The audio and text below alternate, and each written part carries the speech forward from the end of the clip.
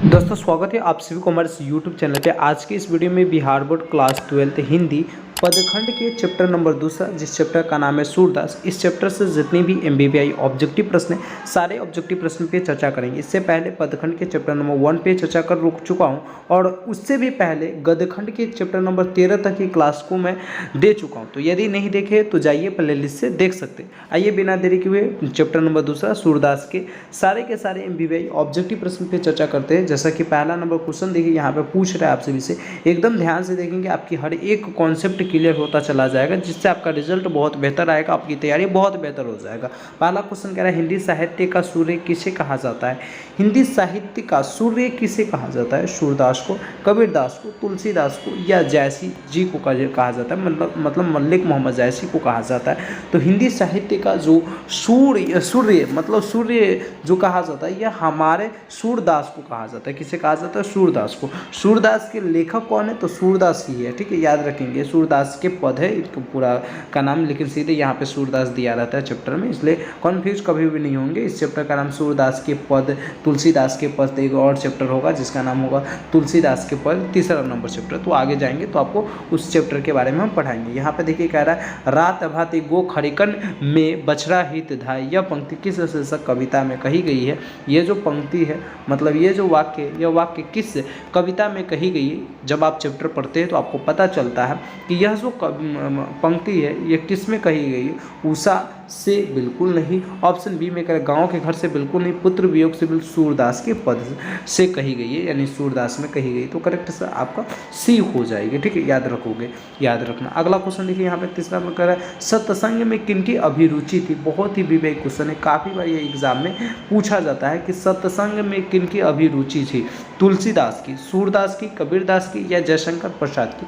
तीसरे नंबर प्रश्न का आपका करेक्ट आंसर हो जाएगा सत्संग में सूरदास की बहुत ही अभिरुचि थी। करेक्ट आंसर आप सभी क्या बताओगे, बी बताओगे, ठीक है, करेक्ट आंसर आपका बी हो जाएगा। क्वेश्चन चौथा नंबर प्रश्न ये कह रहा है कृष्ण भक्ति शाखा के कवि कौन थे। कृष्ण भक्ति शाखा के कवि कौन थे। तुलसीदास, रहीम, सूरदास, नाभादास। तो आपके चौथे नंबर प्रश्न का करेक्ट आंसर क्या हो जाएगा, कृष्ण भक्ति धारा के या शाखा के जो कवि थे ये हमारे सूरदास से। करेक्ट आंसर आप सभी सी बताओगे।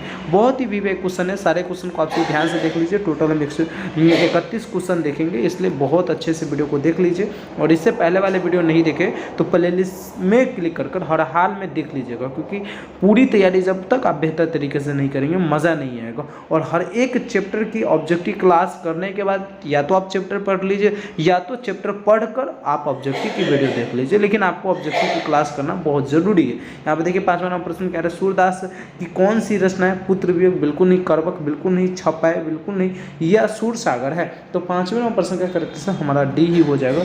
सूरदास की जो रचना है यह सूर सागर है। निम्नलिखित में यहाँ पे ऐसे भी दे सकता था कि निम्नलिखित में से सूरदास की कौन सी रचना है, ठीक है, तो सूर सागर रचना है।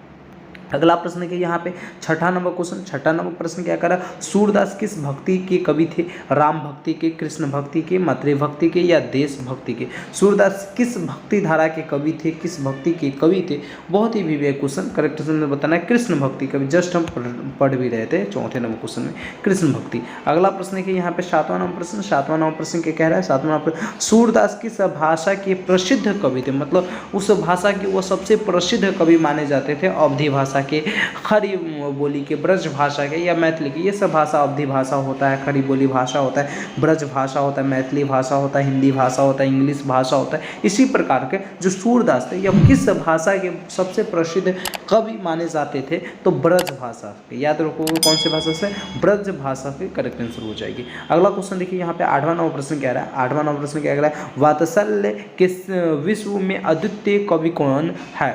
वात्सल्य के विश्व में अद्वितीय कवि कौन है, यानी सबसे अद्वितीय कवि किसे माना जाता है। वात्सल्य रस में सूरदास को, तुलसीदास को, कबीरदास को, नाभादास को। करेक्ट आंसर आपका क्या हो जाएगा, 8वां प्रश्न का करेक्ट आंसर आपका ए हो जाएगा, सूरदास को माना जाता है। जाता है। क्वेश्चन नंबर 9 देखिए कह रहा है सूरदास किस धारा के कवि है? सूरदास किस धारा के कवि थे? रामश्री धारा के, कृष्ण श्री धारा के, शैव धारा के, इनमें से कोई नहीं। देखिए प्रश्न को कितना बार उल्टा पुल्टा कर पूछा जाएगा, लेकिन यदि आप अच्छे से हमारे साथ पढ़े रहेंगे एक एक ऑब्जेक्टिव प्रश्न को तो कभी भी कन्फ्यूज नहीं होंगे, ठीक है। या बुक को अच्छे से पढ़ रहेंगे तो कभी भी आप कन्फ्यूज नहीं होंगे। यहाँ पे आपका क्या होगा, कृष्णा श्री धारा के कवि थे। क्वेश्चन 10 नंबर प्रश्न के 10 नंबर प्रश्न कह रहा है कृष्ण कहाँ बैठकर भोजन कर रहे हैं? जो चैप्टर जब हम पढ़ते हैं उस चैप्टर के माध्यम से पूछ रहा है कि कृष्ण जो है ये कहाँ बैठकर भोजन कर रहे हैं? नंद की गोद में, यशोदा की गोद में, यमुना के किनारे, या कदम्ब के पेड़ पर? कदम के पेड़, कदम का पेड़ जानते हो ना, उस कदम के पेड़ पे, या यमुना के किनारे मतलब यमुना नदी के किनारे, नंद की गोद में मतलब नंद व्यक्ति का नाम है, यशोदा भी व्यक्ति का नाम है। तो यहाँ पे 10 नंबर प्रश्न का करेक्ट आंसर क्या हो जाएगा, नंद की गोद में कृष्ण बैठकर भोजन कर रहे हैं। अगला क्वेश्चन देखिए यहाँ पे 11 नंबर प्रश्न कह रहा है प्रस्तुत प्रथम पद में कृष्ण को किसको सूचना दी जाती है? कह रहा है प्रस्तुत प्रथम पद जब हम पढ़ते हैं उस पद में कृष्ण को किसको सूचना दी जाती है? रात्रि होने की सूचना कृष्ण को दी जाती है, या दोपहर होने की, या भोर होने की, या इनमें से किसी से नहीं। तो आपकी 11 नंबर क्वेश्चन का करेक्ट आंसर क्या हो जाएगा, सी हो जाएगा, भोर होने की सूचना प्रथम पद में कृष्ण को दी जाती है। आपसे भी अगर वीडियो अच्छा लग रहा है तो लाइक कर दीजिएगा, चैनल को सब्सक्राइब कर लीजिएगा और वीडियो को शेयर कर दीजिएगा, और नोट्स के लिए आपसे नीचे दिए गए नंबर पर संपर्क कर लीजिएगा। 12 नंबर प्रश्न की कह रहा है सूरदास हिंदी साहित्य के किस काल की कवि थे? किस यानी सूरदास जो थे ये हिंदी साहित्य के किस काल के कवि थे? आदि काल के, भक्ति काल के, रीति काल के, या आधुनिक काल के? यहाँ पे काल दे दिया है, ठीक है, इसको याद रखना, समय वाला यहाँ पे वो प्रश्न दे दिया। कभी कभी पूछा भक्ति धारा के कवि, और यहाँ पे पूछ रहे कि किस काल के कवि थे। तो 12 नंबर प्रश्न का करें भक्ति धारा पूछे तो कृष्ण भक्ति धारा, और यहाँ पे काल पूछ दिया है तो 12 नंबर प्रश्न का करेक्ट आंसर क्या हो जाएगा, भक्ति काल कवि के थे। किसके?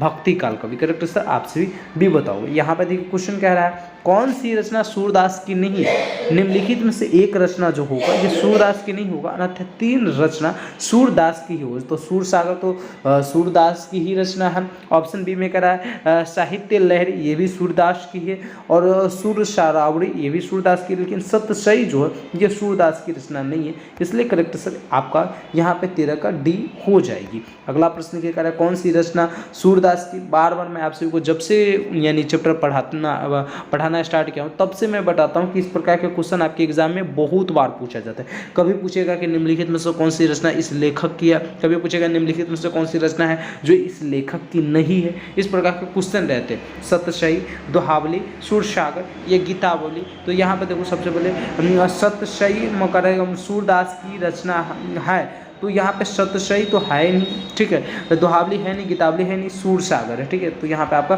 14 नंबर प्रश्न का करेक्ट आंसर क्या हो जाएगा, 14 नंबर प्रश्न का करेक्ट आंसर आपसे भी सी बताओगे। अगला प्रश्न के 15 नंबर क्वेश्चन, 15 नंबर प्रश्न कह रहा है सूरदास किस चीज की भूख, यानी सूरदास को किस चीज की भूख थी? कृष्ण की, जूठन की, प्रेम की, काव्य रचना की, या इनमें से कोई नहीं। 15 नंबर क्वेश्चन, आहा लाजवाब क्वेश्चन है। ऐसे क्वेश्चन पे कभी भी आप लोग फंसेंगे नहीं। सूरदास बहुत ज्यादा कृष्ण से प्रेम करते थे, ठीक है। तो यहाँ पर हो जाएगा कृष्ण की जूठन की वो भूख थे उन्हें। करेक्ट सर आपसे क्या बताओगे, ए बताओगे। क्वेश्चन 16 नंबर प्रश्न की कह रहा है सूरदास की अनुमानित जन्म तिथि क्या है? देखिए अनुमानित, ऐसा अनुमान लगाया गया कि सूरदास की जन्म इतना ही ईस्वी के करीब में हुआ होगा, क्योंकि रियल जन्म तिथि तो इतने दिन पहले की बात है कि किसी को याद नहीं, लेकिन अनुमानित जन्म तिथि क्या है? 1475 ईस्वी, 1478 ईस्वी, 1480 ईस्वी, ये 1482 ईस्वी। तो आपकी 16 नंबर प्रश्न का करेक्ट आंसर क्या हो जाएगा, बी हो जाएगा, 1478 ईस्वी सूरदास की अनुमानित जन्म तिथि है, ठीक है। अगला क्वेश्चन देखिए यहाँ पे कह रहा है मीरा ने अपना प्रीतम किसे माना? मीरा जो था यह अपना प्रीतम किसे माना था? ब्रह्मा को या कृष्ण को या शिव को या राम को? तो मालूम होगा मीरा जो है यह अपना प्रीतम कृष्ण को माना था, ठीक है, कृष्ण को अपना प्रीतम माना था। लेकिन कृष्ण सबसे ज्यादा किससे प्यार करते? हमेशा से राधा से ही वह प्यार करते थे, ठीक है। करेक्ट आंसर आपका क्या हो जाएगा, हालांकि यहाँ पे 17 का बी करेक्ट आंसर हो जाएगी। चलिए 18 नंबर प्रश्न देखिए। 18 नंबर प्रश्न क्या कह रहा है, थोड़ा सा वीडियो को लाइक कर दीजिए, चैनल को सब्सक्राइब कर लीजिए आप लोग, क्योंकि इतना करते हैं तो हमारा उत्साह बढ़ता है, हम आपके लिए प्रत्येक दिन वीडियो बनाकर नए नए लाते हैं। 18 नंबर प्रश्न लिखे कह रहा है कछुक खात कछुक धरनी गिरावत छमी निरखति नंद रनिया में कौन सा अलंकार है, मतलब ये जो वाक्य, इस वाक्य में कौन सा अलंकार है। अलंकार आपको कब समझ में आएगा, जब हम आपको हिंदी व्याकरण पढ़ाएंगे तब समझ में आएगा। अभी फिलहाल आप आंसर जानिए, इसका आंसर क्या होगा, उपमा होगा, रूपक होगा, यमक होगा या अनुप्रास होगा। तो 18 नंबर प्रश्न का आपका करेक्ट आंसर डी हो जाएगा,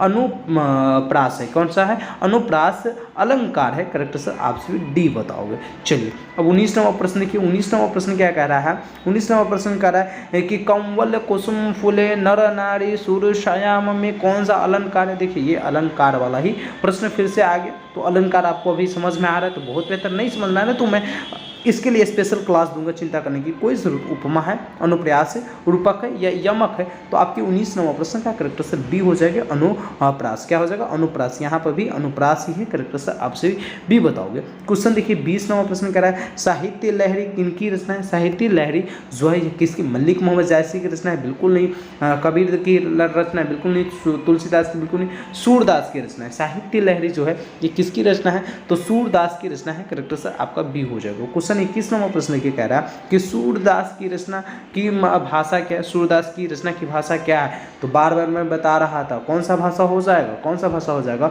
ब्रज भाषा। 21 नंबर प्रश्न का करेक्ट आंसर क्या हो जाएगी, बी हो जाएगी। 22 नंबर क्वेश्चन जो काफ़ी टॉप लेवल का क्वेश्चन है, ऐसे क्वेश्चन आपके एग्जाम में बहुत बार आता है और काफ़ी बार ये क्वेश्चन आपको पढ़ने का मौका भी मिलेगा। प्रश्न क्या कह रहा है, सूरदास के दीक्षा गुरु का नाम क्या था। नरहरिदास, विठलनाथ, बल्लभाचार्य या आनंद दास। तो सूरदास की दीक्षा गुरु का क्या नाम था, तो 22 नंबर प्रश्न का आपका करेक्ट आंसर सी हो जाएगा, बल्लभाचार्य या बल्लभाचार्य दास उनका नाम था दीक्षा गुरु का। ठीक है, करेक्ट आंसर हो जाएगी। अगला क्वेश्चन 23 नंबर प्रश्न ये कह रहा है सूरदास किस मार्ग में दीक्षित हुए। अष्टछाप में, संत मार्ग में, पुष्टि मार्ग में, ये इनमें से कोई नहीं। 23 नंबर क्वेश्चन बहुत ही भिविया क्वेश्चन है, पुष्टि मार्ग में। करेक्ट आंसर आपसे क्या बताओगे, करेक्ट आंसर आपका सी हो जाएगी, पुष्टि मार्ग में। अगला क्वेश्चन 24 नंबर प्रश्न के 24 नंबर प्रश्न कर बल्लभाचार्य से मिलने के पूर्व सूर्य किस भाव के पद गाते थे। मतलब जब तक अपने गुरु बल्लभाचार्य से नहीं मिले थे तब तक वो किस भाव की पद गाते थे। प्रेम भाव के, वीरवीत भाव के, दैन्य भाव के या अवसाद भाव के। तो 24 नंबर क्वेश्चन का आपका करेक्ट आंसर दैन्य भाव के वह पद गाते थे। करेक्ट आंसर आपका सी हो जाएगा। क्वेश्चन ये 25 नंबर प्रश्न का सूर सागर किसकी रचना है। तो सूर सागर किसकी रचना है, सूरदास की रचना है। अभी पूछा था ना तो कि सूरदास की सूर सागर किसकी रचना है, सॉरी सूरदास की रचना है, तो हम बताए थे सूर सागर। और यहाँ पर इसी प्रश्न को उल्टा करके पूछ दिया है। प्रश्न क्या पूछ दिया कि सूर सागर किसकी रचना है, तो सूरदास की रचना। करेक्ट आंसर आपका 25 का क्या हो जाएगी, बी हो जाएगी। अगला क्वेश्चन देखिए यहाँ पे 26 नंबर प्रश्न कर रहा है आचार्य रामचंद्र शुक्ल को सूर सागर सीमित लगा क्योंकि वह प्रबंध काव्य है, गीत काव्य है, कहानी संग्रह है, कविता संग्रह। मतलब आचार्य रामचंद्र शुक्ल को सूर सागर परिसमित लगा था, परिसमिति या परिसमित लगा क्योंकि वह कैसा है, प्रबंध काव्य है या गीत काव्य या कहानी संग्रह है या कविता संग्रह। 26 नंबर क्वेश्चन, तो यहाँ पे आपका क्वेश्चन हो जाएगा गीत काव्य है। देखिए यहाँ से एक और ऑब्जेक्टिव निकाल लीजिए क्योंकि आप हमसे पढ़ रहे हैं तो कॉन्सेप्ट क्लियर कीजिए। कभी कभी आपसे प्रश्न पूछ सकता है कि गीत काव्य किसको लगा, ठीक है, सॉरी परिसमित किसको लगा। सूरदास के रचना सूर सागर परिसमित किसको लगा, तो रामचंद्र शुक्ल को। क्यों लगा, क्योंकि यह एक गीत काव्य था। क्या था, सूर सागर जो है यह एक प्रकार का गीति काव्य था। गीत काव्य नहीं, गीति काव्य था। ठीक है, तो करेक्ट से आपका बी हो जाएगा। 3 क्वेश्चन निकलता है, तीनों क्वेश्चन मैंने आपको बता दिया। चलिए अगला क्वेश्चन देखिए 27 नंबर प्रश्न कह रहा है कि राधा रसकेली किसकी रचना है। राधा सकेली किसकी रचना है, सूरदास की, जैसे की, नवादास की, तुलसीदास की। 27 नंबर प्रश्न आपका करेक्ट आंसर सी हो जाएगी, नवादास की रचना है। राधा सकेली जो है यह हमारे नवादास की रचना है, सूरदास की रचना नहीं। करेक्ट आंसर आपका सी हो जाएगी। अगला क्वेश्चन देखिए 28 नंबर प्रश्न का सूर सागर किस भाषा में रचित है। जो सूर सागर सूरदास की रचना हम यह किस भाषा में रचित है, भोजपुरी भाषा में, संस्कृत में, ब्रज भाषा में या अवधी भाषा में। 28 नंबर क्वेश्चन का आपका करेक्ट आंसर सी हो जाएगी, ब्रज भाषा में रचित है। चलिए अब 29 नंबर प्रश्न देखिए। 29 नंबर प्रश्न कह रहा है सूरदास के संकलित पदों में कौन सा रस है। श्रृंगार रस, वात्सल्य रस, हास्य रस, रौद्र रस। तो आपके 29 नंबर प्रश्न का करेक्ट आंसर क्या हो जाएगा, वात्सल्य रस है। चलिए इस चैप्टर का सेकेंड लास्ट क्वेश्चन है। क्वेश्चन क्या कह रहा है किसकी रचना श्रीमद् भागवत गीता की पद्धति पर द्वादश स्कंदों में हुई है? किसकी रचना श्रीमद् भागवत गीता की पद्धति पर द्वादश स्कंदों में हुई है? राधा सकेली, सूरसागर की, या सूर सरावरी की, या साहित्य लहरी की? तो 30 नंबर प्रश्न का आपका करेक्ट आंसर हो जाएगा सूरसागर की। क्या बताओगे? सूरसागर की रचना। अगला क्वेश्चन इस चैप्टर का लास्ट क्वेश्चन 31 नंबर प्रश्न कह रहा है, भगवान श्री कृष्ण किस कवि के पूज्य थे? भगवान श्री कृष्ण किस कवि को पूज्य थे? तुलसीदास के, जयसी के, कबीरदास के, या सूरसागर के? काफी लाजवाब क्वेश्चन है, बहुत ही विवेक क्वेश्चन है, काफी बढ़िया प्रश्न पूछा जाता है। 31 नंबर प्रश्न का करेक्ट आंसर हो जाएगा आपका डी, सूरदास की। ठीक है, तो इस प्रकार से हमने बिहार बोर्ड क्लास 12 हिंदी पदखंड के चैप्टर नंबर दूसरा, जिस चैप्टर का नाम था सूरदास के पद या सूरसागर, इसके सारे के सारे एमपीवाई ऑब्जेक्टिव प्रश्न की क्लास देख ले। इससे पहले वाले वीडियो सब नहीं देखे तो आप सभी प्लेलिस्ट पे क्लिक करके हर हाल में देख लीजिए। प्लेलिस्ट का लिंक आपको यूट्यूब के डिस्क्रिप्शन में, यानी इस वीडियो के डिस्क्रिप्शन में मिल जाएगा, या आप सभी यूट्यूब चैनल पे भी विजिट करके प्लेलिस्ट से देख सकते हैं, देख लीजिए। और आप सभी चैनल को सब्सक्राइब कर दीजिए, वीडियो को लाइक कर दीजिए। फिर मिलते हैं हम किसी नए वीडियो में, जब तक के लिए जय हिंद, जय Bharat. Thank you so much.